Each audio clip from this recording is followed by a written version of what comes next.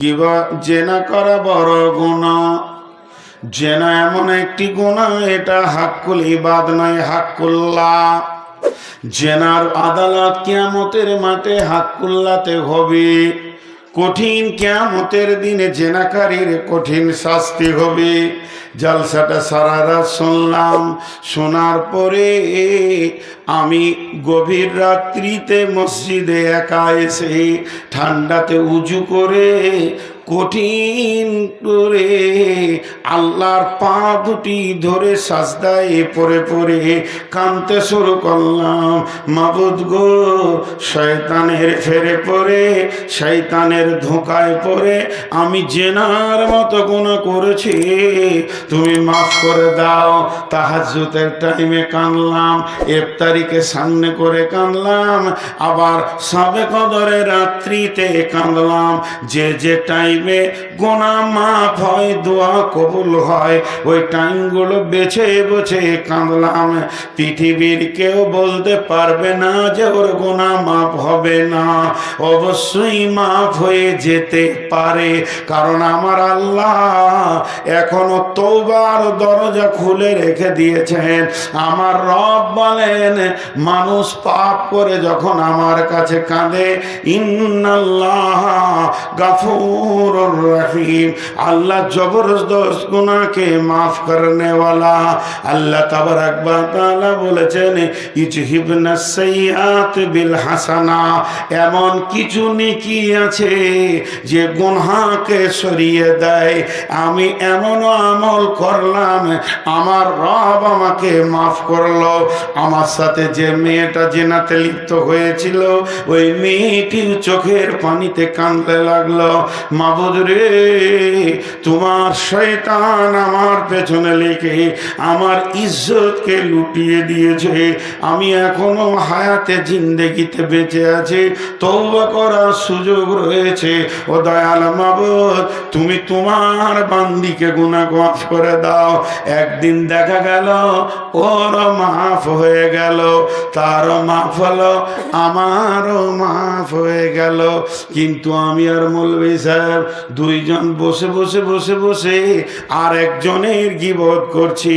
ওই এই করেছে, ওই করেছে, এমক করেছে, তসুক করেছে। আমি আবার গীবতের গুনার জালসা শুনে নিয়েছি। এবার কি করব? একটা তো মাপ চাইলাম, বেনামাজি ছিলাম, মাপ চেয়ে নামাজ ধরলাম। মদ খেয়েছিলাম, সেটাকেও তওবা করে নামাজ ধরলাম। আমি জুয়া খেলেছি, সেটাও তওবা করে নামাজ ধরলাম। আমি ফ্রি ফায়ার খেলেছি, পৃথিবীর যত গুনাহ আছে একটা একটা করে তওবা করে নিয়েছি। এবার আমি গুনার লিস্টটা খুলে দেখছি, আমার আর একটা গুনাহ হ্যাঙ্গের মতো ঝুলছে, হ্যাঙ্গিং হয়ে ঝুলছে। সেটা কি না, আমরা দুইজন মিলে আর এক মওলানার গীবত করেছি। এবার কি করব? আবার গভীর রাত্রিতে কাঁদতে শুরু করলাম, আল্লাহ মাফ করে দাও। গীবতটা হাক্কুল ইবাদ, এটা আল্লাহ মাফ করবেন না।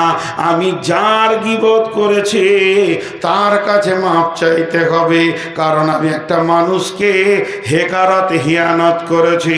দেখা গেল ওই মওলানাকে সুযোগে পেয়ে গেলাম, হাতটা জড়িয়ে ধরে বললাম, বন্ধু ভাই, আমি শয়তানের ফেরে থাকতে পারিনি। আপনি যে অন্যায়টা করেছিলেন, অমুক মসজিদে থাকতে থাকতে একটা দুর্ঘটনা ঘটিয়ে দিয়েছিলেন, সেটা সত্য, কিন্তু আমি গীবত করে ফেলেছি, আমিও তো গুনাহগার হয়ে গেছি, আপনি আমাকে মাফ করে দেন। বলল, ভাই, তুমি যখন হাত ধরেছো, আমাকেও তো আল্লাহর কাছে মাফ নিতে হবে।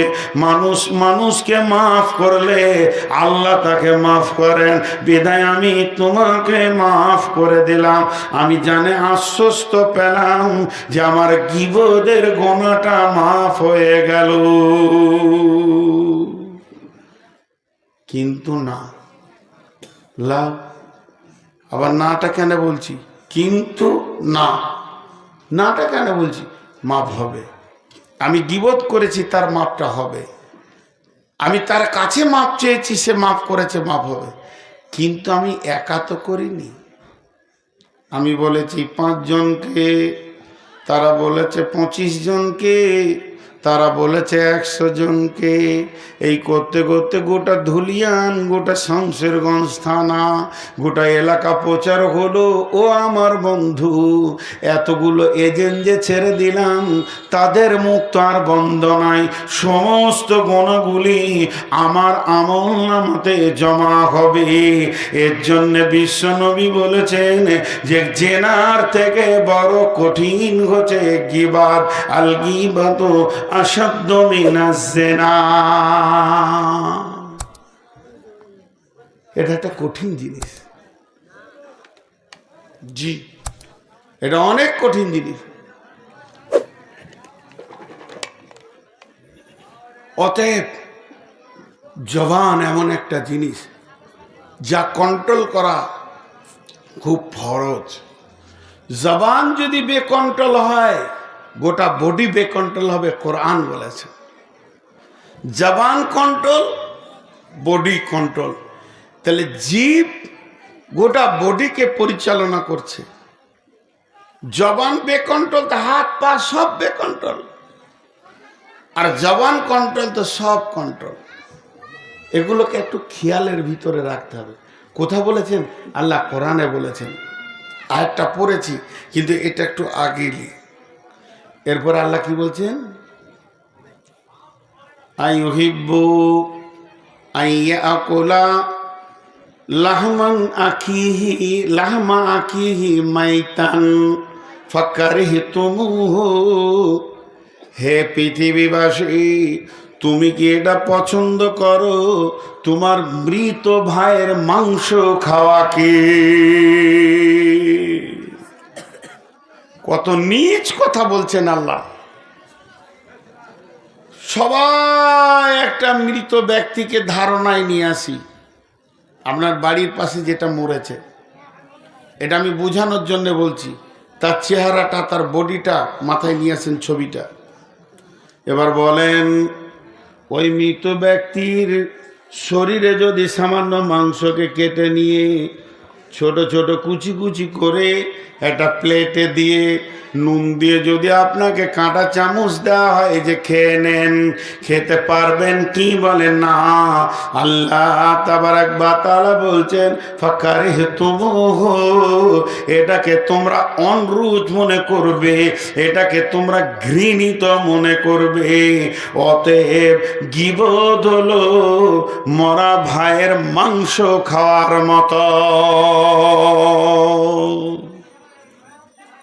কি হলো? উঠছে কেন? আজীব ব্যাপার, এত তাড়াতাড়ি উঠছে। আসলে ওরা শিক্ষিত মানুষ। জালসা, এই খালি নামটা ভুলে গেছি, লক্ষ্মীপুর না, লক্ষ্মীনগর, এখানে সব নগর, গাজীনগর, মহাদেবনগর, লক্ষ্মীনগর, হ্যাঁ। আর শিলিগুড়ি যাবেন তো সব গুড়ি, শিলিগুড়ি, ময়নাগুড়ি, ধূপগুড়ি, ভেষগুড়ি, জলপাইগুড়ি। আর এইখানে দিনাজপুর যাবেন তো সব কুড়ি, বাঁশকুড়ি, ধামানকুড়ি, সামানকুড়ি, ভরানকুড়ি। আর 24 পরগনা যাবেন তো খালি, বকখালি, তুষখালি, সোনাখালি, চনাখালি, বনাখালি, এখানে সব নগর। তো এই লক্ষ্মীনগর আজকে জালসা কমিটি জালসার আয়োজন করেছে ডিসেম্বর মাসের ক তারিখে? 26 তারিখ। কিন্তু 27 তারিখ ওরা বয়ান শুনবে না। ঠিক বুদ্ধিমান লোক আছে। 27 তারিখে বয়ান শুনবো না, ডেট ক্রস, চেয়ার ছেড়ে চলে গেল। আমি একটা গাধা বক্তা বলি বসে আছি। আমার মতো বিলিতি গাধা আর দুনিয়াতে নাই। জি হ্যাঁ। তো চলেন, আমি যে কথাটা আপনাদের সামনে বলছি, তো সব থেকে ঘৃণিত জিনিস হলো গীবাত। একটা উদাহরণ দিব আপনাদেরকে, উদাহরণটা মন দিয়ে শুনবেন, খুব মন দিয়ে। ধুলিয়ান হাট, ওই গরুর হাট। তো আপনার গ্রামের একটা ছেলে, ও একটা ভ্যানে বা টোটোতে টোটো বলে একটা ভাইরাস পৃথিবীতে এসেছে, দেখেছেন আপনারা? আল্লাহু আকবার। করোনার থেকে ডবল ভাইরাস। রাস্তায় কাউকে চলতে দিবে না, হুঁশ জ্ঞান ওদের নাই। সোজা নিয়ে যে গাড়ির সামনে লাগিয়ে দিবে, গাড়ি ব্যাক করবে, সোজা করবে, কে আসছে দেখবে না। মারুতি, ট্রাক, বাস সবাই ওদেরকে ভয় খায়। আর আল্লাহ তাবারাক ওয়া তাআলা টোটো কেনার তৌফিক অখি দেয় যার বিবেকটাকে মেরে দেয়। রাস্তার মাঝে ছাড়া যাবে না, এক সাইডে যেতে হবে। আচ্ছা, আজীব লাগে, গোটা পৃথিবীর টোটোওয়ালা একই মিজাজের, বাংলাদেশেও তাই, ডান দিকে বাঁ দিকে লাগিয়ে দিচ্ছে। তো খুব ধ্যানের সঙ্গে শুনবেন, একটা লোক টোটোতে হোক ভ্যানে হোক এক প্যাকেট আলু নিয়ে যাচ্ছেন বিক্রি করার জন্য। এই উদাহরণটা না শুনলে গীবতের মজাটা পাবেন না। তো ও যে আলু নিয়ে চললো হাটে বিক্রি করবে, তো বস্তাতে একটা ফুটো হয়ে গেছে, টক টক আছে 50 কেজি। এবার ও হাট যেতে যেতে ওটা 20 কেজিতে দাঁড়াবে আর কি, পড়তি আছে। আর পেছনে একজন 5 কেজি সরিষা নিয়ে চললো, সেও হাটে বিক্রি করবে, কিন্তু ওটা চুচু করে পড়ছে সরিষা। ই জানে না যে আমার লিক হয়েছে, বরং আলুওয়ালাকে দেখে খিল খিল করে হাসছে। সাথের বন্ধুটাকে বলছে গেল সব।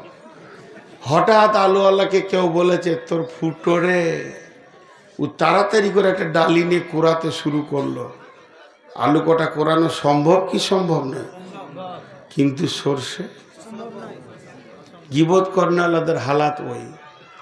আমি ধরা খেয়েছি একটা মেয়ের সঙ্গে, আর আপনি বসে বসে চায়ের দোকানে মিষ্টি করে করে বলছেন আমি তো আমার গোনার মাপ আল্লাহর কাছে কাঁদতে শুরু করে দিয়েছি, কিন্তু আপনার গোনাটা যে চু চু চু করে নেকিটা বেরিয়ে গেছে, এ খবর রখে নাই। যেদিন কিয়ামত হবে সেদিন আর এর কোরাবার ক্ষমতা হবে না। বিশ্বনবী বলছেন এমন লোক আছে, বিশ্বনবী বলছেন এমন লোক আছে কঠিন কিয়ামতের দিনে পাহাড় পাহাড় নেকি নিয়ে উঠবে আর পাহাড় পাহাড় গুনাহ নিয়ে উঠবে। তখন ওই লোক বলবে আল্লাহ জীবনে এত গুনাহ করিনি, জেনা তো আমি করিনি, চুরি আমি করিনি, মাতাল আমি ছিলাম না।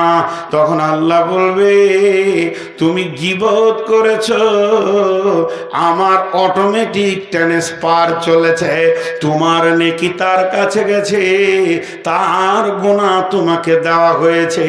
এই গুনাহ কারণে আল্লাহ বলবে মাবুদ জীবনে এত নেকি করিনি, পাহাড় পাহাড় নেকি দেখছি না। আল্লাহ বলবেন গোলাম যে তোমার গীবত করেছে তার নেকি তোমার কাছে এসেছে এবং তোমার গুনাহ তাকে ট্রান্সফার দিয়েছে। অতএব গীবত করনেওয়ালার 16 আনাই লস। গীবত করনেওয়ালার 16 আনাই লস, কোনো লাভ নাই। আবার মাঝে মাঝে বলে ও চুরি করবে আর আমি বলতে পারবো না। হ্যাঁ, ও সত্যি সত্যি ওই গুনাহটা করেছে, তারপরে তুমি বলতে পারবে না। গুনাহ করার পর যদি কেউ পেছনে কথা বলে ওইটার নাম গীবত, ওইটার নাম গীবাত, ওইটার নাম গীবাত, ওইটার নাম গীবাত। কিন্তু গুনাহ করে নাই আর যদি বলে ওইটার নাম গীবত নাই, ওইটার নাম তোহমাত, অপবাদ।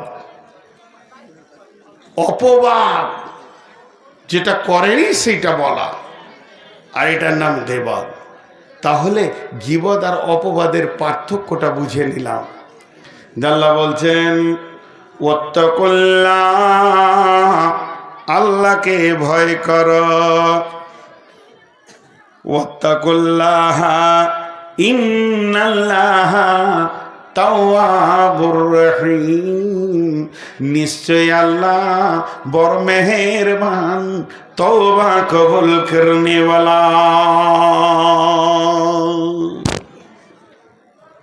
এবার বলেন তো, একটা কথা আপনাদেরকে বলেছি, জীব হচ্ছে গোটা শরীরের সেক্রেটারি।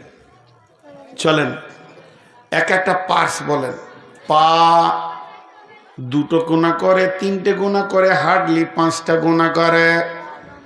চোখ একটা দুটা 5টা গুনাহ করে, তার বেশি করে না। তারপরে কান দুটা 5টা একটা গুনাহ করে, সিরিয়ালের বেশি পাওয়া যাবে না। সরঙ্গা 2টি গুনাহ করে, 3টি গুনাহ করে, তার বেশি গুনাহ করতে পারে না। এইভাবে চোখ, কান, হাত, পা, মিজাজ, যত রকম বডিতে পার্টস আছে, কেউ 2টা করে, কেউ 3টা করে, কেউ 5টা করে, এর বেশি কেউ করে না। কিন্তু জীব এমন একটি মাল, একাই 163টা গুনাহ করে। সেক্রেটারি হবে না, তাকে সেক্রেটারি হবে। তাই আমার আল্লাহ বলছেন, ইয়া আইয়ুহাল্লাযীনা আমানু ইত্তাকুল্লাহ, হে ঈমানদারেরা আল্লাহকে ভয় করো এবং ওয়াকুলু কাওলান সাদীদা, কথা সত্য নরম মিষ্টি কথা বলো। প্রথমে বলেছে আল্লাহকে ভয় করো। একমাত্র জীবকে বন্ধ করার পৃথিবীতে কোনো ওষুধ আসেনি। বেটা ছেলেদের পেশির ক্ষমতা বেশি আছে না, মারবে এরকম করে বলছে হ্যাঁ, হাই তুলতে বলছে হ্যাঁ, দিন রাত বউ মারে, ওর পেশির ক্ষমতা থাকবে না, মেরে মেরে হাত শক্ত করে নেবে। কত পাগলা দুনিয়াতে আছে।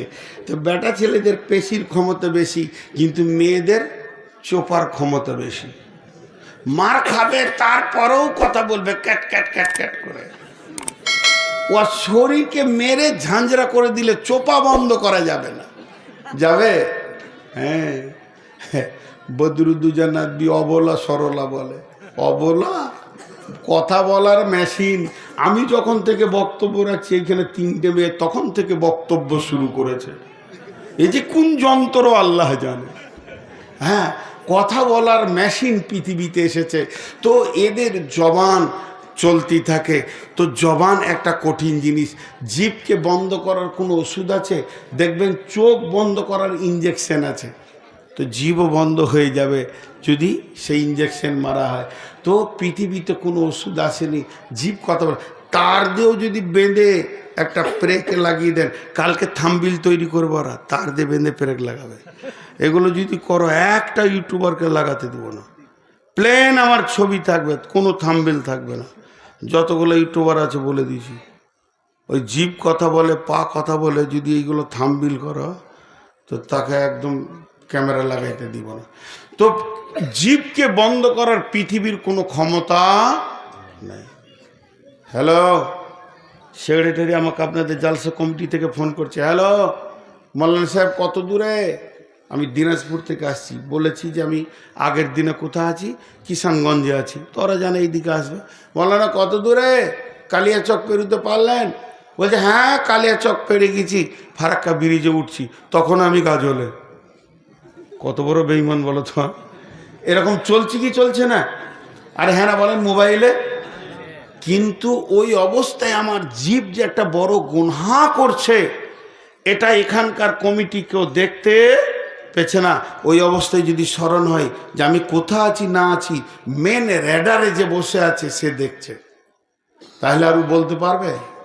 মিথ্যা কথা বলতে পারবে না। এই জন্যে জীবকে আটকানোর একটাই রাস্তা, সেটা হচ্ছে আল্লাহর ভয়। আল্লাহর ভয় থাকলে ও জীব সত্য কথা বলবে। ভাই আমি এইমাত্র গাজল ঢুকলাম, এত দূরে, সেই সকাল থেকে বেরিয়ে, ভাই এক বন্ধুর বাড়িতে আটকে গিয়েছিলাম, লেট হয়ে গেল, আসছি ইনশাল্লাহ। বলেছিলাম দুপুরে ভাতটা খাবো, তার হলো না, রুজি নাই, ইনশাল্লাহ সন্ধ্যায় পৌঁছাবো। জি, আর জালসা কমিটি বলবে যে সাড়ে 9টায় দিয়ে দিব, যে 12টায় দিবে। এও জিভবে কন্ট্রোল, এও জিভবে কন্ট্রোল। হ্যাঁ, আপনাদের ইমাম সাহেব হাসছে, ভাই ও ভাবছে তো ওই রকমই তো করেছি।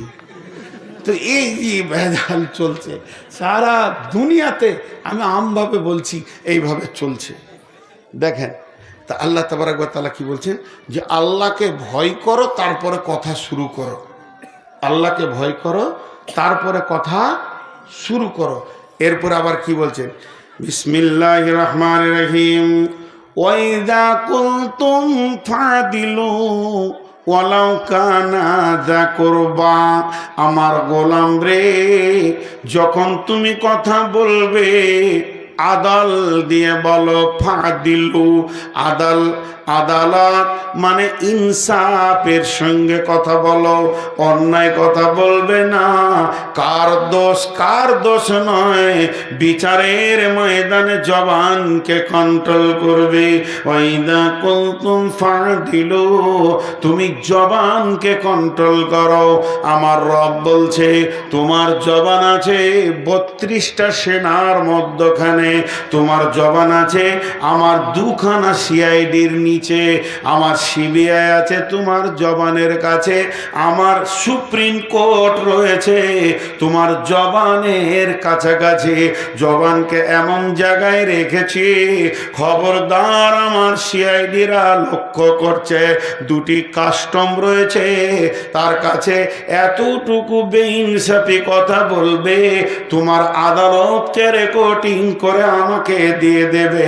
অতএব ইয়া আইয়ুহাল্লাযীনা আমানু ইত্তাকুল্লাহ, হে ঈমানদারেরা আল্লাহকে ভয় করো।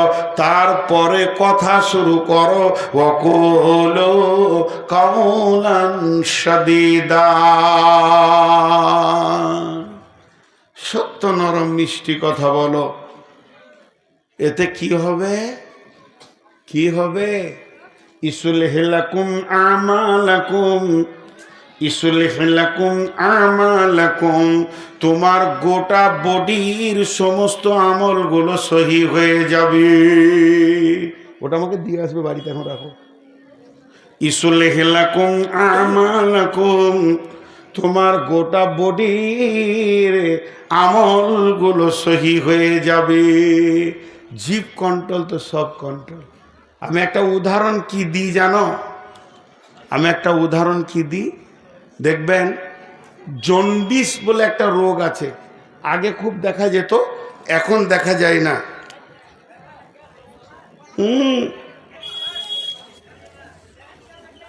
ঠান্ডা লেগে যাবে, সর্দি লেগে যাবে। বিয়াই গাঁয়ের লোক তো, ইলামি একটা জিলা, গাঁ বলবেন না। আমি যে কথাটা আপনাদেরকে বলছি একটু ধ্যান দেন। কি হবে? তো জন্ডিস নামে একটা রোগ আগে দেখা যেত। তো ওর লক্ষণ কি ছিল? চোখ হলুদ, জিভ হলুদ, হাতের তলা হলুদ, পায়ের তলা হলুদ, বডিটা হলুদ, পেচ্ছাপটা স্বাভাবিক থেকেও হলুদ হতো কি না? তাহলে এটা তাড়াতাড়ি সারার বুদ্ধি কি ছিল? সাদা ভালো বেলকো রং নিয়ে এসে মেরে দেন। রং মেরে দিলে সব সাদা হয়ে যায়? জি না। ডাক্তারের কাছে গেলে ডাক্তার বলতো তোমার পাকস্থলিতে জন্ডিস নামে একটা জীবাণু আক্রান্ত করেছে তোমাকে, ওটাকে মারতে হবে। ওকে মারতে গেলে সময় লাগবে 1 মাস 1.5 মাস। ইঞ্জেকশন দিত, ওষুধ দিত, পাকস্থলিতে আস্তে আস্তে পোকাগুলি মরে যেত। পাকস্থলী স্বাভাবিক, হাত পা চোখ কান স্বাভাবিক। চোখের ওষুধ দিত না, কানের ওষুধ দিত না, পেচ্ছাপের ওষুধ দিত না, হাত পায়ের ওষুধ দিত পাকস্থলীকে। আর বডিটা আস্তে আস্তে ক্লিয়ার হয়ে যেত। তেমনি একটা লোকের হাত পা চোখ কান যতগুলি বেলাইনে চলছে, তো জানতে হবে ওর জিভ আছে বেকন্ট্রোল। জিভ যদি কন্ট্রোল হয়ে যায়, জিভ যদি সত্য কথা বলে, জিভ যদি গান না বলে, জিভ যদি মিথ্যা সাক্ষী না দেয়, জিভ যদি খিস্তি না করে, তাহলে আস্তে আস্তে সমস্ত বডির আমলগুলো সহি হয়ে যাবে। কারণ বডির যে সেক্রেটারি, সে আল্লাহর ভয়ে দাঁড়িয়ে গেছে, তো গোটা বডিটা আল্লাহর ভয়ে দাঁড়িয়ে যাবে। কে বললেন না? আল্লাহ। ইসলিহ লাকুম আমালাকুম। আর দ্বিতীয় লাভ কি হবে ওয়াগফির লাকুম যুনুবাকুম, এবং আমার রব তোমার জীবনের গুনাহগুলি মাফ করে দেবে। আর কি হবে ওয়ামা ইউতিল্লাহ ওয়া রাসূলাহু, এরপরে আল্লাহ এবং রসুলকে ফলো করে যে চলবে, আল্লাহর হুকুম মেনে নেবে, রসুলকে যে মেতাত করবে, আমার আল্লাহ নিজে বলছেন ফাকাদ ফাজা ফাউজান আযীমা, সব থেকে বড় সে কামিয়াব হয়ে যাবে, কিয়ামতের মাঠে হাসতে হাসতে জান্নাতে যাবে। তাহলে জিভকে দিয়ে শুরু হলো, বডিকে কন্ট্রোল করার জন্য কাকে দিয়ে শুরু হলো? জিভকে দিয়ে। কিন্তু আমাদের জিভই বেকন্ট্রোল। সারা জীবনে মানুষ করকম কথা বলে, এতটি লোক মুখ খুলে না। সারা জীবনে মানুষ করকম কথা বলে? 4। জোরে বলেন কয় রকম? 4। এগুলো খুব তথ্যবহুল কথা। সারা জীবনে মানুষ করকম কথা বলে? 4 রকম। ভালো কথা, খারাপ কথা, ভালো কথা, খারাপ কথা, প্রয়োজনীয় কথা, অপ্রয়োজনীয় কথা। ভালো কথা বলে, ভাই নামাজ পড়ো, এই যে আমি এখন বলছি এগুলো ভালো কথা। আপনিও হয়তো আমাকে বলবেন জি মৌলানা সাহেব কেমন আছেন, ভালো কথা। আর প্রয়োজনীয় কথা কি? আসেন খেয়ে নেন। বাপ ছেলেকে বলছে বাবা মার্কেটে যাও, মালগুলো নিয়ে এসো, আমি একটু ঘুরে আসি। এই যে আপোষে আলোচনা, মাদ্রাসার শিক্ষক বলছে আরেক শিক্ষককে ভাই আপনি এগুলো কিনে নিয়ে আসেন, আমি একটু ছেলেগুলোকে দেখে নিই। এই যে ভালো কথা আর খারাপ প্রয়োজনীয় কথা এগুলো। আর একটা হচ্ছে খারাপ কথা। খারাপ কথা মানে গালি গালাজ, গান বাজনা, নাটক, নানা রকম নোংরা কথা, খিস্তি করে গালি দেওয়া, বন্ধু বান্ধবকেও খিস্তি করা, ইয়ারকি ঠাট্টা করেও খিস্তি করা, বন্ধুরা আবার, এগুলো হলো খারাপ কথা। আর একটা অপ্রয়োজনীয় কথা, চায়ের দোকানে বসে ভাত ভাত ভাত ভাত ভাত ভাত ভাত ভাত ভাত ভাত ভাত ভাত বকি যেছে বকি যেছে বকি যেছে, অপ্রয়োজনীয় কথা। 2টি কথাতে নেকি আছে। আল্লাহ বলেছেন কাউলুন মারিফুন কাসাজারাতিন কাউলুন তাইয়্যিবাতিন কাসাজারাতিন তাইয়্যিবাতিন। আপনার ভালো কথা হলো ভালো গাছের মতো, তার ফল থেকে তার গাছ, তার ফল থেকে তার গাছ। আমি একটা লোককে বলবো বন্ধু নামাজ পড়ো, সে আর কাউকে বলবে ভালো কথা। কালেমাতিন খাবিসাতিন কাসাজারাতিন খাবিসাতিন। আর নোংরা কথা হলো নোংরা গাছের মতো, নিম গাছের আঁটি থেকে নিমই হবে, কিন্তু মিষ্টি ফলের গাছ থেকে মিষ্টি হবে। তো আল্লাহ তাবারাক ওয়া তাআলা বলছেন যে 2টি কথার মধ্যে নেকি রয়েছে। প্রয়োজনীয় কথা যতগুলি আপনি বলবেন এগুলো সাদাকার নেকি পাওয়া যাবে। কাউলুন মারিফুন কা সাদাকাতুন। আল্লাহর নবী বলেছেন সুন্দর ভালো কথা হচ্ছে সাদকা। কেউ 500 টাকা সাদকা করলো, কেউ 1000 টাকা সাদকা করলো, কেউ 200 টাকা সাদকা করলো। আর আমি যে কথাগুলি বলছি এগুলো হলো সাদকা। আমাকে যে পড়িয়েছে সেটাও হচ্ছে সাদকা। এরকম একটা সাদকা। আপনি রাস্তায় চলতে চলতে কাউকে বললেন বন্ধু জুয়াটা ছেড়ে দাও, এটাও একটা সাদকা। কাউলুন মারিফুন কা সাদাকাতুন, এটা হলো সাদকা। অতএব ভালো কথা সাদকা। প্রয়োজনীয় কথা, বিবির সঙ্গে মিষ্টি মিষ্টি করে গল্প করছেন, আনন্দের গল্প করছেন, প্রেমের গল্প করছেন, ছেলের সঙ্গে গল্প করছেন, ছেলেকে নিয়ে আনন্দ দিচ্ছেন, বাপ বেটা একটু ছেলেটাকে নিয়ে আনন্দ করছেন, নাতনিকে আনন্দ করছেন।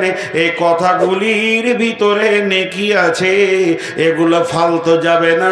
আমার রব কত বড় মেহেরবান, এগুলির মধ্যে নেকি রেখেছেন। কিন্তু যারা ফালতু ভ্যাদ ভ্যাদ ভ্যাদ ভ্যাদ ভ্যাদ ভ্যাদ ভ্যাদ ভ্যাদ ভ্যাদ ভ্যাদ ভ্যাদ ভ্যাদ ভ্যাদ ভ্যাদ ভ্যাদ ভ্যাদ ভ্যাদানি আছে না, আর আপনাদের এদিকে নাই। ও চায়ের দোকানে বসেছে তো ওখানটা ময়লাই করে দেয়, যেখানটা বসে খালি ভ্যাদ ভ্যাদানি। কিরে বিটু তরি ঘাটা দেখছি, এক কাপ চা বল, এই করে করে সারাদিন চা খায় লোকের পয়সায়, আর ওই করে করে করে করে ভেদভেদি করে। এগুলো হচ্ছে গুনাহ। আল্লাহ তাবারাক ওয়া তাআলা বলছেন এরা জান্নাতে যাবে না। লা জান্নাতে যাবে না কোথায় আছে? কোরআনে আছে। এইটাকে রেখে দিলাম, আর বলবো না। শেষকালে মনে থাকলে বলবো, না হলে বলবো না। ভেদানিরা জান্নাতে যাবে না, কোরআনের আয়াত আছে, দুটি আয়াত আছে।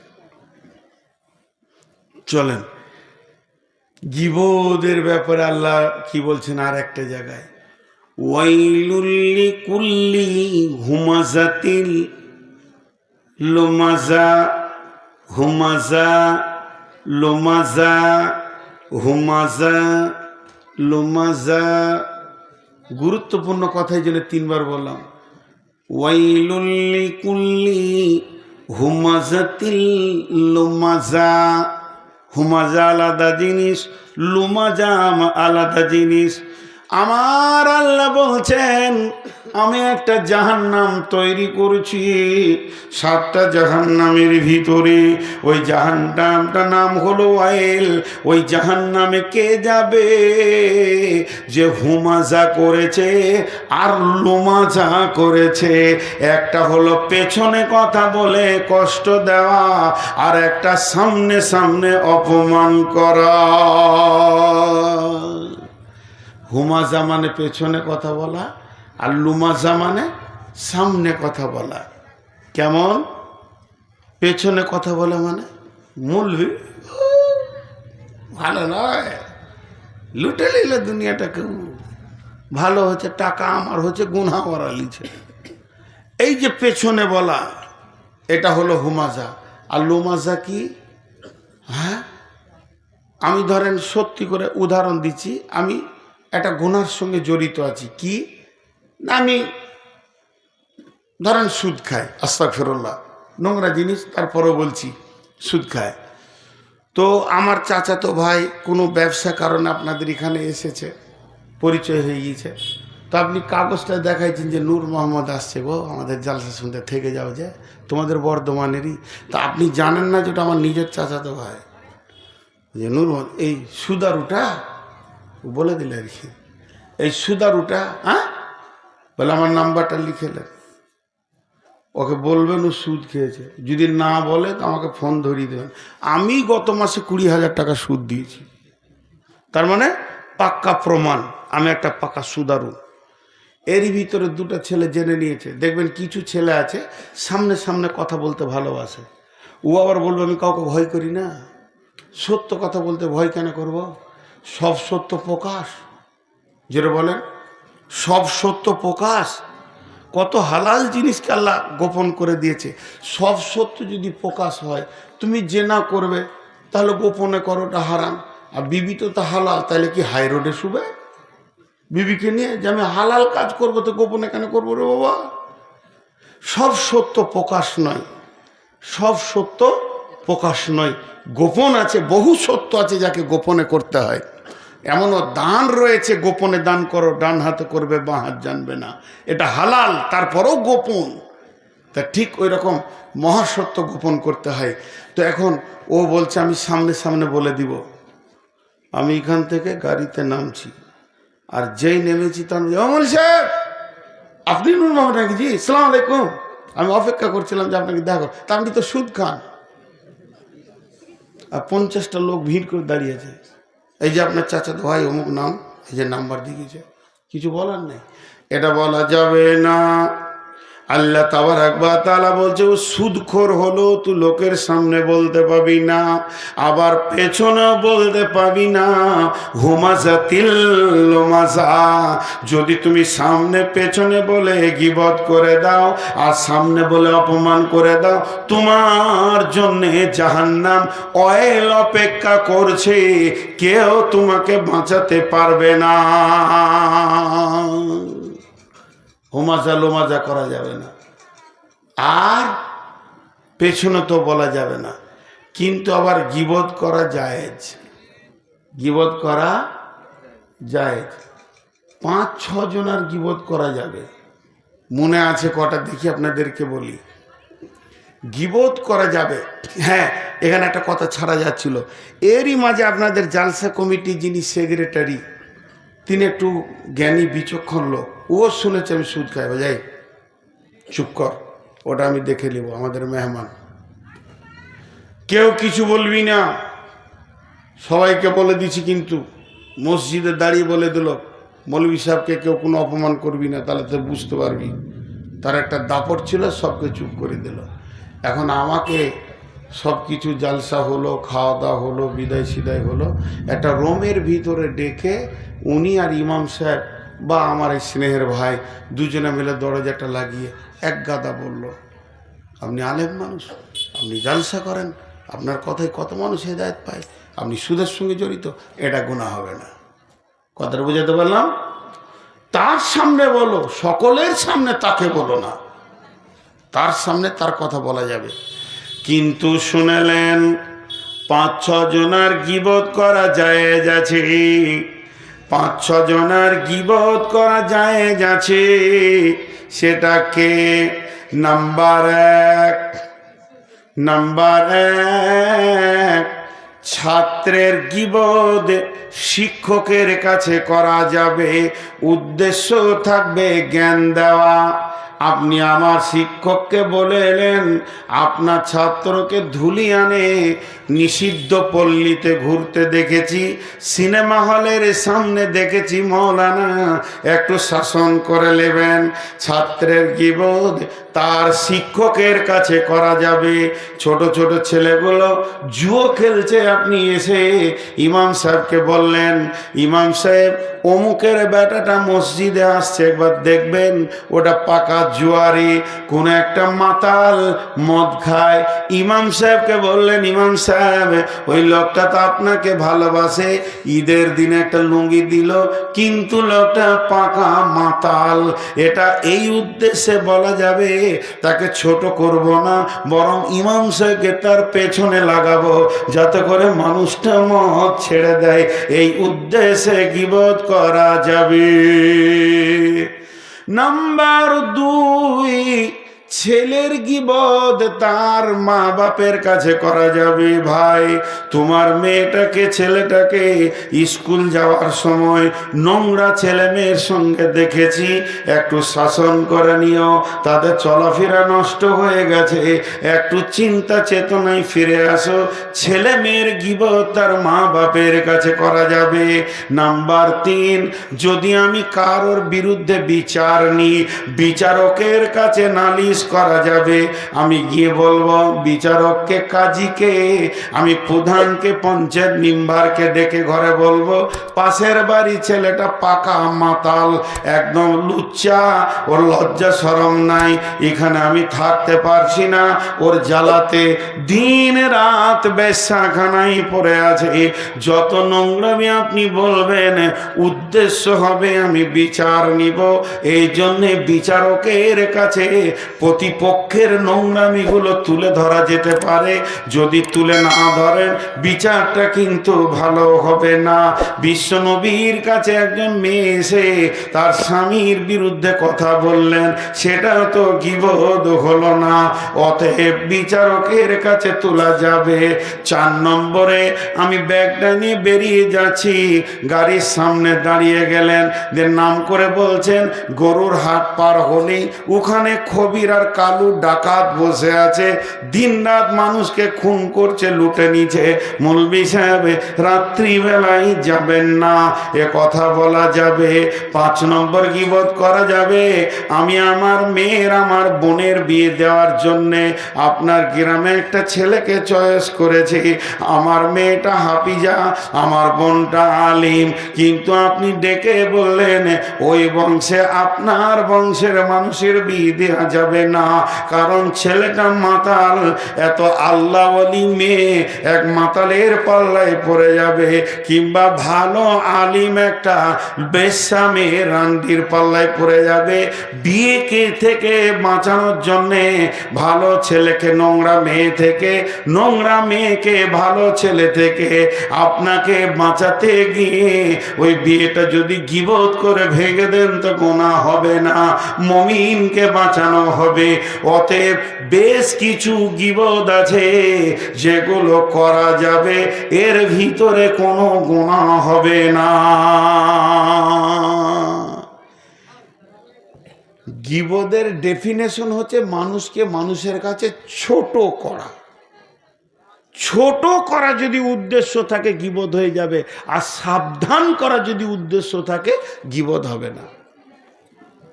কথাটা বোঝাতে পারলাম? একই জিনিস, একই কথা, খালি নিয়তটা চেঞ্জ করে নেন। আমার নিয়ত, ওকে আমি সাবধান করছি। ছোট ভাইটা মাতাল হয়ে গেছে, বড় ভাইকে ডেকে ফিস ফিস করে বলছি, খুব মাথা, যখন তখন মদ খেয়েছে, ঘুরছে, দেখবি করে দুটো থাপ্পড় টাপড় দিঘা, ও যে নোংরা হয়ে গেছে। এটাতে গীবত হবে না, বরং কাউলুন মারিফুন হবে। এটা হেদায়েতের নেকি পাবেন আপনি। কিন্তু হো হো করে হাসছে আর বলছে বলিস না, বাস, মানে আনন্দ নিচে, আর তাকে সমাজে ছোট করছে। এটাই হলো গীবতের ডেফিনেশন, কাউকে ছোট করা। কথাটা বুঝাতে পারলাম? এখন হ্যাঁ না বলছে না, একটু বুঝে হ্যাঁ না বলেন দুটা কথা। আল্লাহ তাবারক ওয়া তাআলা বলছেন এই গুনাহগুলি টোটাল লোকগুলি কোথা থাকবে? কাল্লা লা ইউমবাদান্না ফিল হুতামা, কাল্লা লা ইউমবাদান্না ফিল হুতামা ওমা আদরাকা মাল হুতামা নারুল্লাহিল মুকাদা আল্লাতী তাত্তালিউ আলাল আফইদা ইন্নাহা আলাইহিম মুসাদা ফি আমাদিম মুমাদ্দাদা। হ্যাঁ, আর একটা কথা বলতে ভুলে গেলাম, 6টা ছিল 5টা বলে এটা ভুলে গিয়েছিলাম, মনে পড়লো, আলহামদুলিল্লাহ, আল্লাহ মনে পড়ে দিলেন। পার্টির নেতাদের গীবত করা যাবে? কেন যাবে? হাসছেন কেন? যে আমার গায়ের আমির নেতা, যাকে আমরা ব্যালট দিয়েছি, আমি ব্যালট দিয়েছি ভালো মনে করে, সে কাজ করছে না, তখন আমরা পাড়াতে বসে আলোচনা করছি ভুল হয়ে গেছে, চয়েস ভুল হয়ে গেছে, চোর লুটে নিল, রাস্তাঘাট ঠিক হয়নি, বিদ্যুৎ আসছে না, পরিষেবা পাচ্ছি না, চেঞ্জ করতে হবে। তো চেঞ্জ করতে গেলে তো আলোচনায় বসতেই হবে, তাকে নিয়ে বসা যাবে? জি না। এর জন্যে আমার ব্যালটে যে জায়গা পেয়েছে ওই লোকটার বিরুদ্ধে কথা বলা যাবে। হজরতে উমারের বিরুদ্ধে একটা বুড়ি মেয়ে কথা বলেছিল, কিন্তু গুনাহ হবে না। বুড়ি মেয়ে কেউ নাই, ও রাস্তায় ভ্যাত ভ্যাত করে বকতে বকতে যেছে, আর ওই দিক থেকে হজরত উমার আসছে, আর ও কি বলছে? সবগুলোই খালি বদদুয়া দিচ্ছে, আল্লাহকে ধ্বংস করুক, আল্লাহকে গদি থেকে নামিয়ে দেখ, আল্লাহকে বেজ্জতি করুক, আল্লাহ যেন ওখার আমিন না রাখে। ও একদম বদমাস।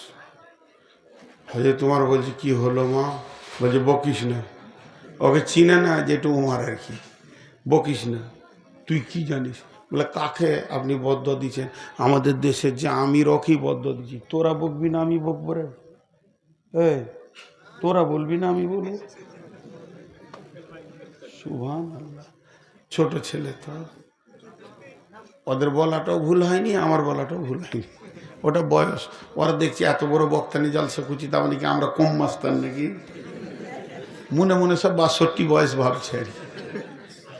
বস বাপ, আর কটা মিনিট।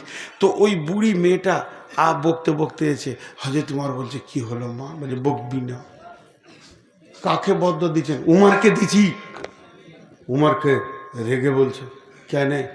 আমি বিধবা, আমার স্বামী নাই, ছেলে নাই, মেয়ে নাই, জীর্ণ কুটিরে আমি একা বাস করি, 3 দিন আমার ভাতা পৌঁছায়নি, আমি 3 দিন না খেয়ে পড়ে আছি, আমি বদদুয়া দিব আর আমি তার বিরুদ্ধে কথা বলবো না তো কে বলবে?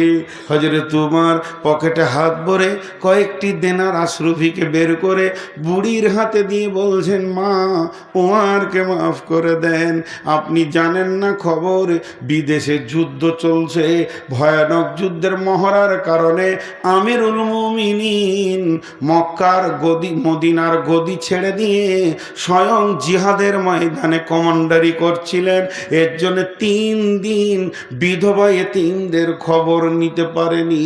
তবে আজকে এসেছে, সকলের খাবার বাড়ি বাড়ি পৌঁছে যাবে।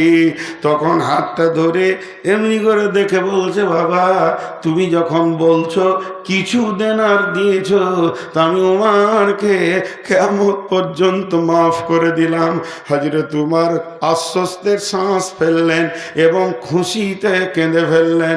এরপর বুড়িটা দুপায়ে গিয়ে গেল, আবার উমর এগিয়ে গেছে, পেছন থেকে ডেকে বলছে, বেটা শোন, আমার মনের আর একটা কথা রয়েছে। বলে কি? এখন যে আমির আছে, যে গদিতে আছে, আমি আবার বদদুয়া করছি, আল্লাহ তাকে ধ্বংস করে দিয়ে গদি থেকে নামিয়ে দেখ, আর তোর মতো আদর্শবানকে ওখানে বসিয়ে দে। হযরত ওমর চোখের পানি ছেড়ে দিয়ে বলছে, বুড়িমা এরপরে যখন আপনি আপনার ভাতা আনতে যাবেন, তখন দেখবেন এই খাকসার নালায়েক মদিনার গদির একটা গোলামের কাজ করছে। নেতা কেমন ছিল? আর আমাদের এখনকার নেতা উমরের থেকেও ভালো। খালি বলছে একটা সই করে দে খালা, ও তো কিছুই জানে না। আনপর বুড়ি মেয়ে জীর্ণ কুটিরে বাস করে, বলছে 20,000 টাকা দেবো। হ্যাঁ বাপ, 20,000 কুড়িতে হয়? আগেকার বুড়ি মেয়ে তো বলছে 20 গুনতে গুনতে তুমি বুড়ি, তোমার মা বুড়ি হয়ে যাবে, খালি সই করে দাও। সই করে নিয়ে ইন্দিরাবাসের ঘর 2.5 লক্ষ টাকা মেরে দিলে। পাকা চোর। এর বিরুদ্ধে যদি কথা না বলেন তাকে বলবেন কার সঙ্গে? শেখ সাদির একটা কথা, এক বাদশা বসে বসে গদিতে দেশ চালাইছে, এমনি করে গোটা দেশ, দিল্লি থেকে একদম চালাইছে ত্রিপুরা, জাপান বর্ডার পর্যন্ত দিকে, কাশ্মীর পর্যন্ত দিকে, কেরল, দক্ষিণ ভারত পর্যন্ত বসে বসে চালাচ্ছে। একজনের উঁট হারিয়ে গেছে। কথাগুলো শুনে হাসিও লাগে। উঁট হারিয়ে গেছে, উঁট খুঁজতে খুঁজতে ক্লান্ত। বাদশাকে বলছে, তাড়াতাড়ি উঠেন তো, তাড়াতাড়ি উঠেন তো। কি হয়েছে? বলে, আমার উঁট হারিয়ে গিয়েছে, উঁটটা একবার খুঁজে নি। পাগলা নাকি রে তুই? বলে, কেন? উঁট হারিয়ে গেছে তো উঁট খুঁজতে হবে, মাঠে মাঠে, বাগানে বাগানে, জঙ্গলে জঙ্গলে, মাঠে ঘাটে খুঁজে বেড়াতে হবে। বলছে, না আপনি উঠেন, আপনি যখন এই গদিতে বসে গোটা ইন্ডিয়া দেখতে পেয়েছেন, তো আমি উঠটা দেখতে পাবো না কোথাও আছে? হ্যাঁ, আমি খালি একবার বসে যাবো, উঠটা কোথায় আছে দেখে নেবো, ঝামেলা মিটে যাবে। তা আপনি তাড়াতাড়ি উঠেন, একবার আমাকে খালি বসতে দেন। বলছি, এখান থেকে উঠ খোঁজা যাবে না। তখন বলছে, হতভাগা, এক জায়গায় বসে রাজ্য চালানো যাবে না। উমারের মতো দরজায় দরজায় চুলাতে হাত দিয়ে দেখতে হবে এর বাড়িতে ভাত হয়েছে কি হয়নি। গভীর রাত্রিতে উমার মানুষের দরজায় দরজায় যেত। মানুষ জানে যে উমার চাবুক মেরে মানুষকে শাসন করেছে, কিন্তু উমারের মহব্বতের খবর কেউ জানে না। নগর ভ্রমণে বাহিরিয়া তুমি দেখিতে পাইলে দূরে, মায়ের ঘিরিয়া ক্ষুদা তুর 2টি শিশু সকরুণ সুরে কাঁদিতেছে, আর দুঃখিনী মাতা ছেলের ভোলাতে হাই। উনুনে শূন্য হাঁড়ি চড়াইয়া আকুলে চায়। দেখিতে দেখিতে গেলে গেলে তুমি মদিনাতে, বাইতুল মাল হতে ঘি তো আটা লয়ে নিজে হাতে।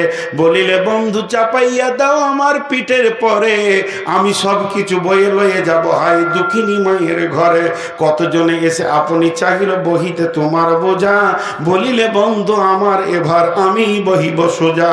রোজ কিয়ামতে কে বহিবে বলো আমার পাপের ভার, মম অপরাধে খোদা তোর দুটি শিশু কাঁদিতেছে, আজি তার প্রাশ্চিত্য করিব নিশিত রাতে, খাদ্যের বোঝা মাথায় লইয়া দুঃখিনীর আঙ্গিনাতে। আল্লাহ হযরত উমর দূরে দেখছে একটা মেয়ে লকড়ি দিয়ে হাঁড়িতে জাল ঢেলছে। জিজ্ঞেস করলো মা হাঁড়িতে কি আছে? কিছুই নাই, পানি আর পাথর দিয়ে আমি ফোটাচ্ছি। বলে তবে কেন ফোটাচ্ছ? বলে ছেলেগুলো কাঁদতে কাঁদতে আমার হাড়কে জ্বলিয়ে দিয়েছে, ওদেরকে সান্ত্বনা দিচ্ছি বাবা খাবার হলে তোমরা খাবে।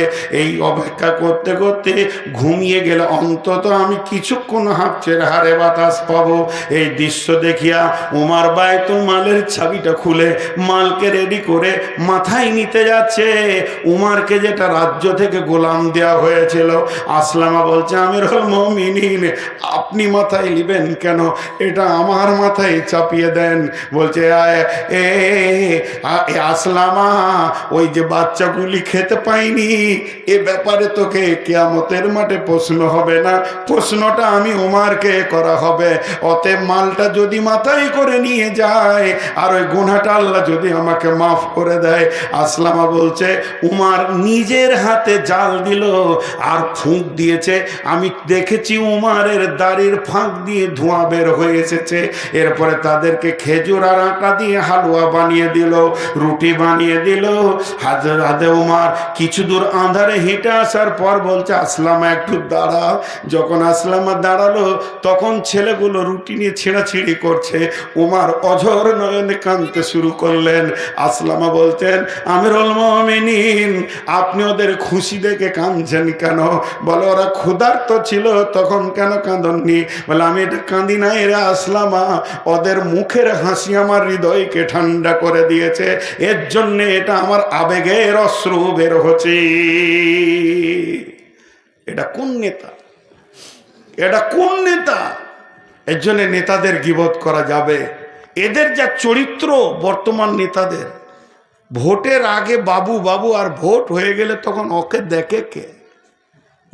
ওর দরজায় 40 বার গিয়ে খোঁজ পাওয়া যাবে না। তো এই চরিত্রহীন নেতাদের ব্যাপারে গীবত করা যাবে। টোটাল বক্তব্যটা আজকে ছিল গীবতের ওপরে, জীবের ওপরে। তো আমরা জীবকে কন্ট্রোল করব। আমরা জীবকে যদি কন্ট্রোল করতে পারি তো সব কন্ট্রোল হয়ে যাবে। আর জীব যদি বেকন্ট্রোল হয়ে যায় কোনো জিনিস আর কন্ট্রোলের ভিতরে থাকবে না। দেহে যত অঙ্গ গোনা করে জীবের ঢিলামির জন্য অঙ্গ গোনা করে। আর জীব যখন সক্রিয় হয়ে যাব, হে মা ওরে আমার বোন ওরে আমার বেটি, জীবকে আগে রেডি করি, জীবকে আগে ঠিক করে নিই। জীব যদি ঠিক হয়ে যায় সব ঠিক হয়ে যাবে। হ্যাঁ আজকে আমরা শেষ। আল্লাহ বলছে যারা জীবকে বেকন্ট্রোল করে, 4টা গুনাহ গুনে বলে দিছি। সামনে মানুষকে অপমান করে, পেছনে গীবত করে, মালকে গুনে গুনে জমা করে আর মনে করে যে আমার মাল আমার সঙ্গেই থেকে যাবে। গুনাহ 4টা দেখেলেন। আরেকবার গুনে দিচ্ছি। সামনে সামনে মানুষকে অপমান করে, পেছনে গীবত করে মানে কষ্ট দেয়, আর মালকে গুনে গুনে রাখে। আর ওর ধারণা আমার মাল আমার চিরসঙ্গী। আল্লাহ বলছেন কাল্লালায়ুম বাদান্না ফিল হুতামা, কখনোই নয় তোদেরকে হুতামাতে ঢুকতে হবে। অমা আদরাকা মাল হুতামা, নবী হে তোমাকে কে জানালো হুতামাটা কি? না হুতামাটা কি? নারুল্লাহিল মুকাদা, এটা পেট্রোলের আগুন, এটা ডিজেলের আগুন, এটা কাঠের আগুন, এটা কয়লার আগুন, এটা বিদ্যুতের আগুন। আর আমার আল্লাহ বলছেন হুতামাটা হচ্ছে আল্লাহর হুকুমের প্রজ্বলিত আগুন। সেই আগুনটা কমন। আল্লাহ বলবে ধর, লেপটে ধরে নেবে। আল্লাহ বলবে ছাড়, তবেই ছাড়বে। আল্লাহ বলবে আরো পাওয়ার বাড়াতে আরো বাড়বে। আর ওই আগুনটা কেমন? যদি আমার গায়ে বিদ্যুতের তার দেওয়া হয়, যেখানে টাচ করবেন বিদ্যুৎ পাবেন। বিদ্যুৎ এমন একটা জিনিস, রন্ধে রন্ধে হাড়ে হাড়ে, মজ্জার ভিতরে রক্তের ভিতরে, হাড়ে আর মাংসের যে পেশিগুলো আছে, কোষগুলো আছে, এর ভিতরে ভিতরে যেমন চলে যায়। আল্লাহ বলছেন নারুল্লাহিল মুকাদা আল্লাতি তাত্তালিউ আলা আফিদা, পৃথিবীর আগুনের চামড়া পুড়ে গেছে, বাকিগুলো ঠিক আছে তো বাঁচানো যাবে। ডাক্তার বলবে রগ পুড়ে নাই, হালকা পুড়েছে, বেঁচে যাবে। কিন্তু আমার আল্লাহ বলছেন ওই আগুনটা তোমার রমদে রমদে চলবে, তোমার মজ্জাতে যাবে, হাড়ে যাবে, কলিজা জ্বলবে, ফ্যাঁপসার ভিতরে চলবে, কান্দে আগুন, নাক দিয়ে আগুন, শ্বাস নিবে আগুন, শ্বাস ফেলবে আগুন। পৃথিবীর আগুন থেকে 69 গুণ বেশি সেই আগুনটা। এটা চলবে তোমার পেটের নারীর ভিতরে, কলজের ভিতরে, সবগুলি যেন কয়লার মতো দাও দাও করে জ্বলবে। আমার আল্লাহ বলছেন ইন্না আলাইহিম মুসাদা, সেই দিন যখন আগুনটা চালাবো তোকে ছেড়ে দিব, লাফিয়ে বেড়াবি, চলবে না, মজবুত করে বেঁধে দিব। ফিয়ামাদিন মুমাদ্দাদা, পাগলাকে যেমন চিকিৎসা করে শট মারে বেঁধে দিয়ে, তোকে আমার জাহান্নামের ভিতরে খাম্বাতে বেঁধে আমি আগুনটা চালাবো। এই আগুন যখন চলবে তোরা বুঝবি মানুষের পেছনে গীবত করা কি শাস্তি, মানুষের সামনে অপমান করা কি শাস্তি, মালকে জমা করে রাখার কি শাস্তি, আর মাল আমার সঙ্গী হবে এই ধারণাটা করা কি শাস্তি। সেকেন্দার বাঁচা মরিবার কালে এই ওসিয়ত করেন ওয়ারিস সকলে, মরিলে আমার তরে শোনো বারে বার, কাফনের সাথে হাত বেদনা আমার, সকলিতে মিলে জুলে খাটিলিতে করে, দুই হাতে ঝুলাইয়া লইয়া যাইও মোরে। এই হাল দেখে মোর যত মাখলুকাত আফসোস করিবে আর কহিবে এবার, 7 মুলুকের সেকেন্দারও ছিল, সকলে থাকিল আজ খালি হাতে গেল। হে মানুষ, একটা জায়গায় যদি কেউ প্রেম করতে পারে ওই প্রেমটা মিথ্যা হবে না। বাপের সঙ্গে প্রেম করেন, বাপ মারা যাবে, মায়ের সঙ্গে প্রেম করেন, মা ধ্বংস হবে, বিবিকে ভালোবাসেন, সেও আপনাকে ছেড়ে চলে যাবে, সন্তান ছেড়ে চলে যাবে। মানব যদি হক আমাদের জ্ঞানী বিচক্ষণ, মুরজিয়া আল্লাহর প্রেমে কাটাও জীবন, ভূমিতে আসিয়া তুমি ভবের মেলায়, হেলাই কাটিও না মাতিয়া খেলাই। এ মেলায় বহু লোক আসিয়া ভূমিতে, সব চলে গেল কোথা দেখিতে দেখিতে, সংবাদ তাদের কিছু পাওয়া নাহি যায়। হায় আজ আছে তারা কি হালে কোথায়, নাই সে দেশে কেহ আল্লাহ বিনু আর করিবে তাহাদের বিন্দু উপকার। দেখিতে আসিলাম মেলা দেখা হলো শেষ, চলো এবার ফিরে যাই আপনার দেশ। যেই দেশে ছিলাম পূর্বে চলো সেই দেশে, কি আছে রয়েছ বসে এসে পরবাসে, মাতা পিতা ভাই বন্ধু আত্মীয় স্বজন, ক্রমে সেই দেশে সব করিল গমন। তোমারও গমন কাল হয়ে উপস্থিত, সম্বল সংগ্রহণ করো করো যে কিঞ্চিত। ধন ধন করিও না ধন উপার্জন, মরিলে তোমার সঙ্গে যাবে না কো ধন। ধন জন উপার্জন না রহে কাহার, আনিত ভাবে এই নিত ব্যবহার। ধন জন উপার্জন না রহে কাহার, অপরে তোমার মালে ওরা ব্যবহার। ধন ধন করিও না ধন উপার্জন, আজকে মরিলে ধন কালকে হইবে বন্টন। আপনাদের কাছে আমি একটা ভিক্ষা চাইছি, ভাষাটা ভিক্ষা বলেছি। সব বাড়ি কাছে নারী পুরুষ শিশু বৃদ্ধ 7 মিনিট ভিক্ষা চাইছি, চেয়ার ছেড়ে উঠবেন না যত কষ্ট হোক। পৌরা 1টা বাজবে, আমি নিজে বলবো দোয়া পড়ে যে আজকের সমাপ্তি। কিন্তু এই 7 মিনিটের ভিতরে আমি চাইছিলাম আপনাদের কাছে কিছু টাকা। জি, ইমাম সাহেব লিখেছে যে নিচের বারান্দা যে রয়েছে সেটাতে মার্বেল দরকার, বাইরে পলেস্টার বাকি, অনেক কাজ বাকি, যাই হোক অনেক কাজ বাকি এক কথায়। তো আল্লাহর গোলাম কে আছেন, একটা 5,000 টাকা 10,000 টাকার কথা বলেন। কেউ উঠবেন না কিন্তু, একজন মোবাইলে হাত দেবেন না, তাকে লাগাতে দেবো না কোনোদিন। যদি এখন মোবাইল খুলবে, ওটা যখন এডিটিং করবে কেটে ফেলে দেবে তাও ভালো। এখন মোবাইল খুলবে তো ওকে আর জীবনে লাগাতে দেবো না, অন্তত আমি লাগাতে দেবো না। তো আপনারা এই 5-7 মিনিটের মধ্যে 5,000 10,000 বলেন। আর আমি একটা কথা আপনাদেরকে বলছি, আমি নতুন ট্রাভেলসও খুলেছি হজ উমরার ব্যাপারে, সব জায়গায় বলছি, কেউ যদি যেতে চান তো আমার সঙ্গে যাবেন। কেন? তবে আমার টাকা বেশি লাগে, কারণ আমি আমিরাত প্লেনে যাই, ওখানেই 20,000 টাকা ভাড়া কম বেশি, 17 থেকে 20, ক্লিয়ার বলে দিচ্ছি, অন্য প্লেন থেকে। তারপরে তো খাওয়া দাওয়ার সেই মানদণ্ডে আছে, খুব লোয়ার থাকি না, খুব আপার থাকি না, মিডিলটা থাকি। খুব লোয়ারে 80,000 90,000 1 লাখ আছে, খুব আপারে 1,30,000 40 50 60 আছে, আমি 1,10,000 মধ্যে থাকি। তো যদি উমরা বা হজ করতে চান তো বলবেন। আর মক্কা মদিনার সফর, গোটা কোরআনটা মক্কা মদিনায় জন্ম নিয়েছে। মক্কা কি মদিনা কি এটা যদি না জানবো তা কোথা থেকে পাবো? এখন রাখো, আমি যখন বলবো তখন দেবে। তাহলে মক্কা কি মদিনা কি এটা আগে জানতে হবে। আর একটা জিনিস হাতে পায়ে ধরে বলবো, হজ বা উমরা করতে গেলে আলেম ছাড়া যাবেন না। আমাকে বাদ দেন, যে কোনো আলেমকে পান, চলে যান। আপনার গ্রামের মসজিদে একজন মাস্টার, একজন ডাক্তার, একজন ইঞ্জিনিয়ার, একজন কোম্পানি, একজন নেতা এসছে, আর একজন গরিব আলেম এসছে। খুতবা কাকে দিতে দিবেন আর ইমামতি কাকে করতে দিবেন? ওই আলেমকে দেবেন, কারণ ও ওটা জানে। তো আপনি যে জায়গায় কোরআনের জন্ম, যে জায়গায় রসুলের জন্ম, ওই জায়গায় যাবেন। আর সাধারণ কোনো ট্রাভেলসের সঙ্গে চলে যাবেন, দালালের পাল্লায় চলে যেতেন না, খবরদার না। আলিম হবে, যাবেন তার সঙ্গে, আমাকে বাদ দিয়ে চলে যাবেন। তাহলে সে মক্কা মদিনা আপনাকে বুঝাতে পারবে। 10,000টা বেশি লাগুক, এটা আমার আপনার হাত পা ধরে আবেদন। আলিম ছাড়া হজ বা উমরাই নামবেন না, এটা বারবার বলছি। মানে না, না মানেন বুঝে নেবেন। আপনার বাপ হতে পারে, আপনার বন্ধু হতে পারে, আপনার ভাই হতে পারে, যে এই বিজনেস করছে, তারপরেও যাবেন না। আলিমের সঙ্গে যাবেন, চোখে পানি আসবে। মক্কায় কি ঘটেছিল, রসুল কোন জায়গায় কি করেছিলেন, এটা আলিম বলতে পারবে, জাহেল পারবে না। বিধায় আলিমের সঙ্গে যাবেন। আর আমি ওই মক্কা মদিনাকে কেন্দ্র করে ছোট্ট একটা চটি বই লিখেছি, মাত্র 20 টাকা দাম, এবং 20 টাকা খুচরো নিয়ে বইটা নেবেন। দুই দিকে দুজন দাঁড়িয়ে থাকবে, একদম পেছনে যাওয়ার সময় নেবেন। এখন কেউ উঠবেন না, এখন কেউ উঠবেন না।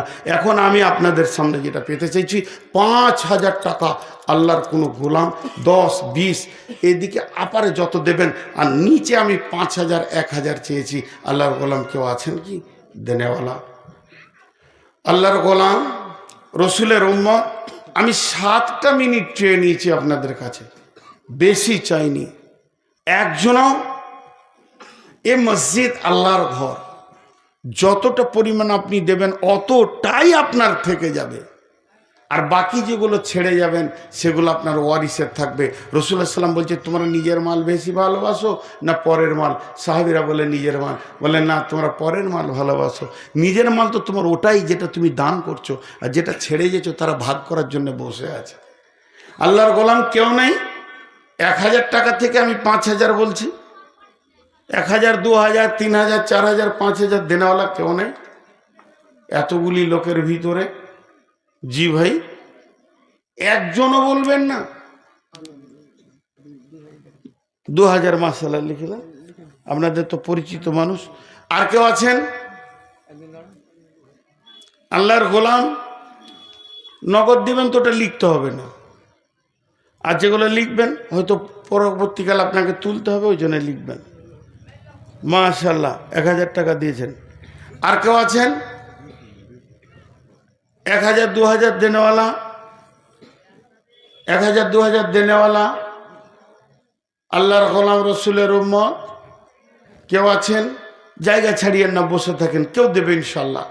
আপনার বসে থাকার কারণে কেউ দেবে।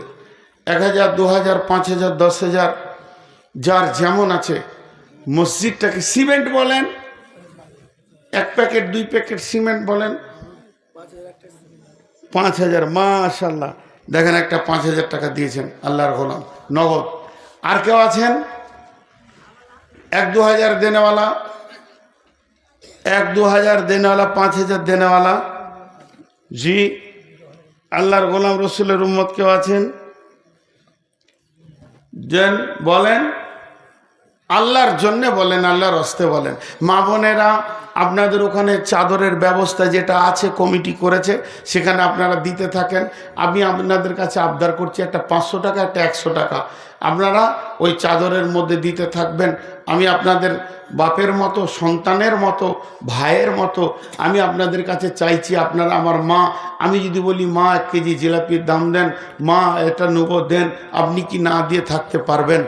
আজকে আমি যদি আপনার কাপড় ধরা হারাম বোঝানোর জন্য বলছি, মা কাপড়টা ধরে বলি, মা আমাকে 100 টাকা দাও, মা আমি এটা খরচা করব, খাবো, তো আপনি না দিয়ে পারবেন না। আশা করি যতগুলি মেয়ে এসছেন আমাকে একবার যদি সন্তান মনে করেন, আমি মা বললাম কয়েকবার, 100টা টাকা না দিয়ে থাকতে পারবেন না। বিধায় 100 আর 50 আর 500 মেয়েদের কাছে আবদার করছি। আর আপনারা বলেন আল্লাহর গোলাম কে আছে? জি, চট করে বলেন। মাঝে একটা কথা বলছি, এই কমিটির লোক, এইখানে দুটো চাদর পেছন দিকে দুটো চাদর ধরে থাকবে, ঘুরবে না। এইখানে দুটো চাদর, এইখানেও দুটো চাদর, বা এখানে একটা চাদর, এখানে একটা চাদর। সকলকে একটা কথা বলছি, সবাইকে আমভাবে বলছি, এই চাদরে আমার নিজের টাকা আমি আমার আখেরাতের ব্যাংকে জমা করছি, এই নিয়তে চাদরে হাতটা রেখে 1 টাকা হলেও দিয়ে তারপরে যাবেন। জোরে বলেন ইনশাআল্লাহ। বললে না, দিবে না, খুব ভেজাল আছে মনে হচ্ছে। আর একবার বলছি, শুনতে যদি ভুল করেছেন, ওই চাদর নিয়ে পেছনে দাঁড়িয়ে থাকবে। আপনি ভিড়ের ভিতরে বেরিয়ে গেলে কেউ কিছু করতে পারবে না, কিন্তু আপনি আপনার নিজের টাকা আমি আমার ব্যাংকে জমা করছি, এই নিয়তে 1টা টাকা হলেও 10টা টাকা হলে দিয়ে তারপরে যাবেন। জোরে বলেন ইনশাআল্লাহ। কে দেবেন না হাত তোলেন, যারা দেবে না। আমি কিন্তু তাকাইছি চারিদিকে, যারা দেবে না ওরা হাত তুলবে, আর আমার আল্লাহ আসমান থেকে দেখছে, হাত তুলে নাই মানে প্রত্যেকেই দেবেন ইনশাআল্লাহ। জোরে বলেন ইনশাআল্লাহ। একবার হাত তুলে বলেন তো, দিব ইনশাআল্লাহ। দেখেন সবাই টাকা দিবে, খালি এখানে 4-5 জন দেবে না। মাল খুব শক্ত, ওরা যে কি করবে টাকা আল্লাহ জানে। আরে বাপ, চাদরটা নিয়ে এই দিকে দাঁড়া, সিঁড়ির সোজাই দাঁড়া, সিঁড়ির গায়ে দাঁড়া, এই দিকে হ্যাঁ, ওরা বুঝতে পারছে না। আচ্ছা, এখানেও দাঁড়া। আমি আপনাদেরকে সুবহানাল্লাহ, লালপুর থেকে বুলেট 20 বস্তা সিমেন্ট। আমি যেটা ওয়াদা করেছি, আর 1 মিনিট আছে, উঠবেন না। যেটা ওয়াদা করেছি আপনারা ওয়াদা পূরণ করছে বসে থেকে।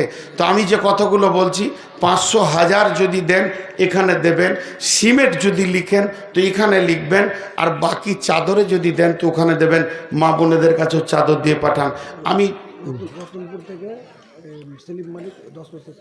রতনপুর থেকে সেলিম মালিক 10 বস্তা সিমেন্ট। আমি দোয়া দিচ্ছি, আপনারা জোরে জোরে আমিন বলবেন। এই আল্লাহ, সন্ধ্যা থেকে নিয়ে যত কিছু কোরআন হাদিসের কথা হলো, তুমি আমাদেরকে আমল করার তৌফিক দাও। এই আল্লাহ, আমার আগের বক্তা আমি সহ যতগুলি 1 টাকা 4 আনা যায় কালেকশন হয়েছে, যে যা নিয়তে দান করেছে আল্লাহ তুমি জায়েজ নিয়তগুলোকে পুরা করে দাও।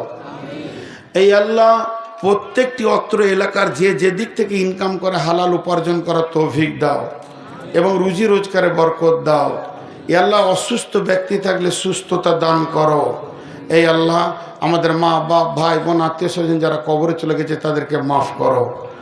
এখন আমি দোয়া পড়ছি, কিন্তু আমি মজলিস ছাড়বো না। প্রত্যেকে আমাকে 500,000 টাকা করে দিয়ে যাবেন, আর 10-20 টাকা চাদরে ফেলে যাবেন। লাস্ট ভাঙা দোয়া পড়ছি।